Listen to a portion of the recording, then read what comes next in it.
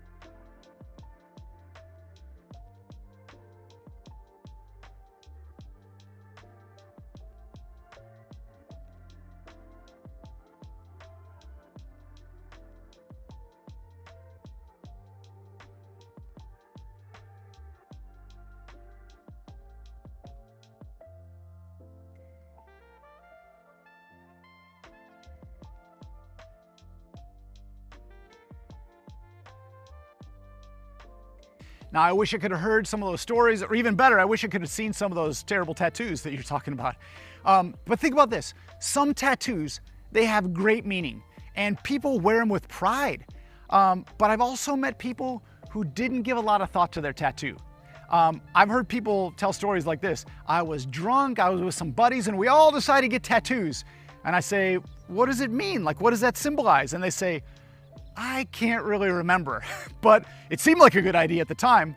Or, I used to really like Scooby-Doo, so I got this giant Scooby-Doo tattoo right here on my neck.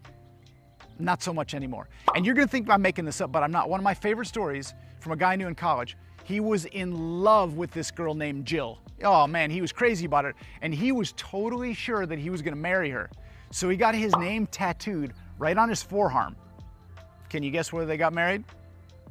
You're right, they did not. They did not.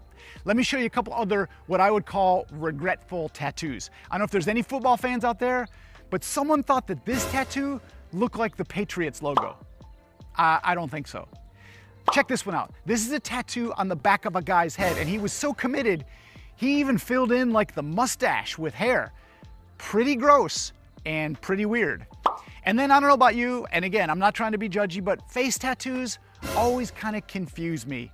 I mean, maybe a little bit, but gosh, for my preference, just a little bit overboard. Now, I'm not here to judge tattoos because a lot of tattoos can be super cool.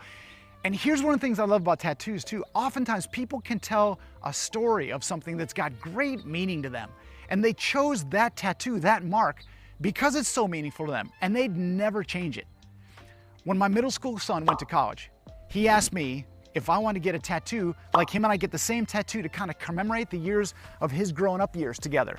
And I'll show you this right here. My last name's Ruben, so that's an R. I told you my biceps were smaller than Landon's. The 5 is for 5 people in our family, and then this is the state of Illinois where he grew up, and then down below that is Michigan where he went to college. Now, I show you this to emphasize a couple of things, all right? And I want you to think about tattoos this way. As you get older, you've got more and more freedom to choose things for yourself. Now, some things, some choices don't have long-range effects, like your haircut or what clothes you picked to wear this morning. You can undo those kind of things pretty quickly. But some other choices that you get to choose have long-term implications that you might wish you could unchoose, but it's pretty hard to do. Now, when we're talking about making choices, I want to ask you to look with me at 4 words that come out of a slice of history from the Bible that you might have heard of before. You've probably heard of this story, but I want you to hone in on these 4 words. Let me set it up first. There was a guy named Daniel, and his story is told in the book of Daniel. Pretty cool to have a book in the Bible named after you, but that's the truth for Daniel. Now, I'm going to try and condense a long story. About 6 years before Jesus lived, there was this gigantic and powerful nation called Babylon. And they were like a superpower. And they invaded the city of Jerusalem, and they conquered the people of Jerusalem, because I guess that's what you can do when you're a superpower. And they took a bunch of their stuff, and they took a bunch of their money, and then they even took a bunch of their people and enslaved them. Because the king of Babylon, he wanted more fighters in his army, I guess, so he could go conquer more countries and stay super powerful. And so he told his army to go capture some of the best young men from Judah in Jerusalem, and essentially start to convert them over to his nation. To his culture, to his army, and that's where Daniel comes in.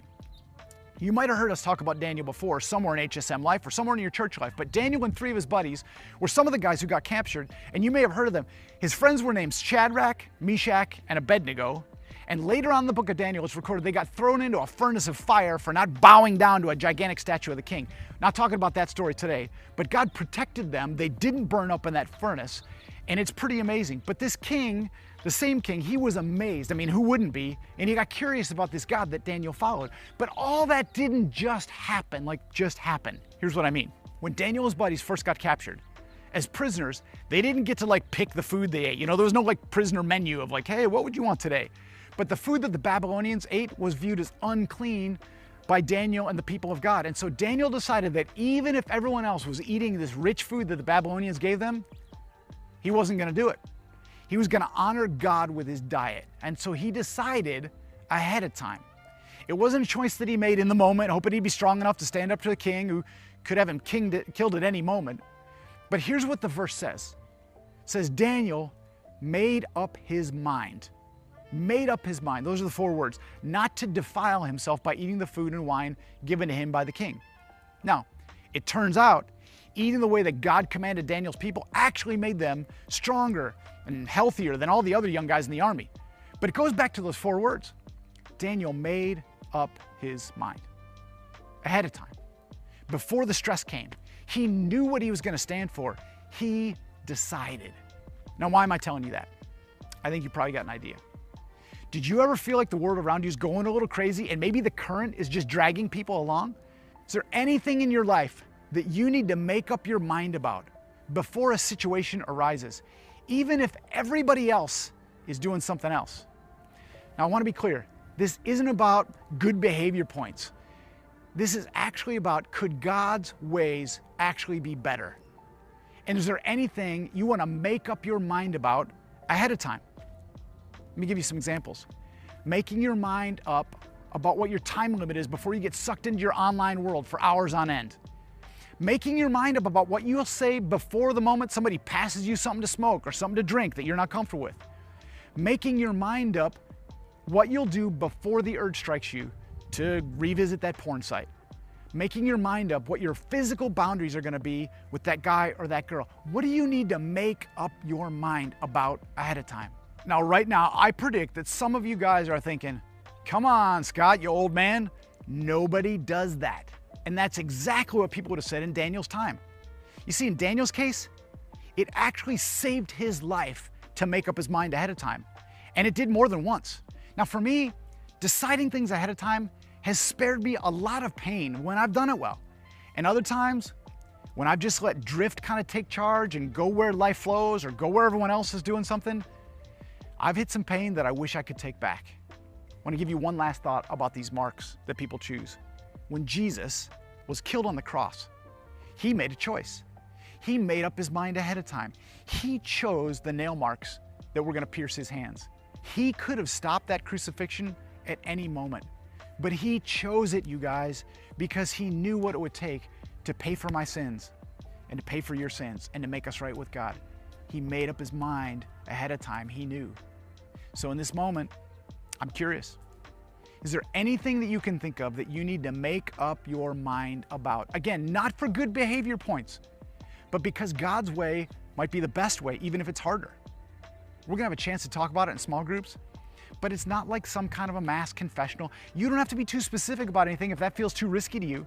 It's more to talk about what stops us from making up our minds ahead of time, even when we know that the decision is a good one, even if it's harder.